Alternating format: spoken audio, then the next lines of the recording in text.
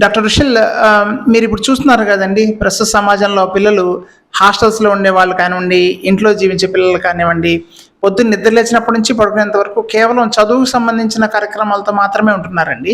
చదువు తప్ప ఈ ఫిట్నెస్ సంబంధించిన కార్యక్రమాలు కానివ్వండి, ఆటలు కానీ ఉండట్లేదు. అట్ ద సేమ్ టైం హాస్టల్లో ఉండే వాళ్ళకి క్వాలిటీ ఫుడ్ కూడా దొరకట్లేదండి. ఈ విధంగా జీవిస్తూ రేపు ఫ్యూచర్లో భావి భారత పౌరులు అయ్యే వీళ్ళకి ఫిట్నెస్ లేకపోవడం వల్ల ఎలాంటి ప్రాబ్లమ్స్ రావచ్చని మీ ఒపీనియన్ అండి?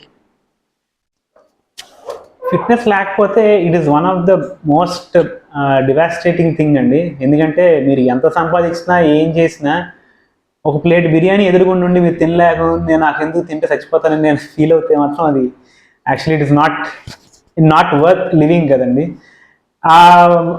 అండ్ మోర్ ఓవర్ ఇప్పుడు ఏంటంటే ఈ సెడెంటరీ లైఫ్కి ఏమంటారు, ఈ మెంటల్ టెన్షన్స్ ఇవన్నీ పెరిగిపోవడం వల్ల మా ఫ్రెండ్ ఒక కార్డియాలజిస్ట్ అండ్ అతనితో మాట్లాడుతుంటే అన్నాడు, ఇదివరకు ఎప్పుడో ఒకళ్ళు వచ్చేవాళ్ళు అంటే బిలో 40 years హార్ట్ అటాక్స్ వచ్చేవాళ్ళు, హార్ట్ ప్రాబ్లమ్స్ వచ్చేవాళ్ళు. ఇప్పుడు డైలీ 1% అతను చూస్తున్నాడంట, డైలీ 1% చూస్తున్నాడంట. So he's just one doctor.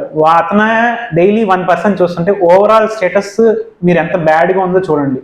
ఎంతమంది బిలో 40 వాళ్ళు హార్ట్ ప్రాబ్లమ్స్ వస్తున్నారు.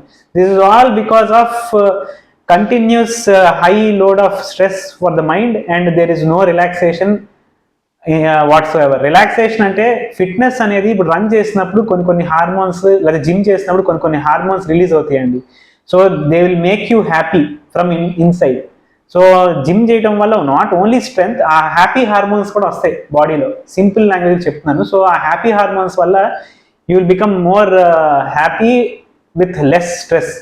సో మీకు ఎంత స్ట్రెస్ ఉన్నా రోజు ఒక 1 hour దాన్ని కేటాయించగలిగితే it will be much better and మీకు వేరే మెడికల్ ప్రాబ్లమ్స్ అన్నీ చాలా మటుకు తగ్గుతాయి.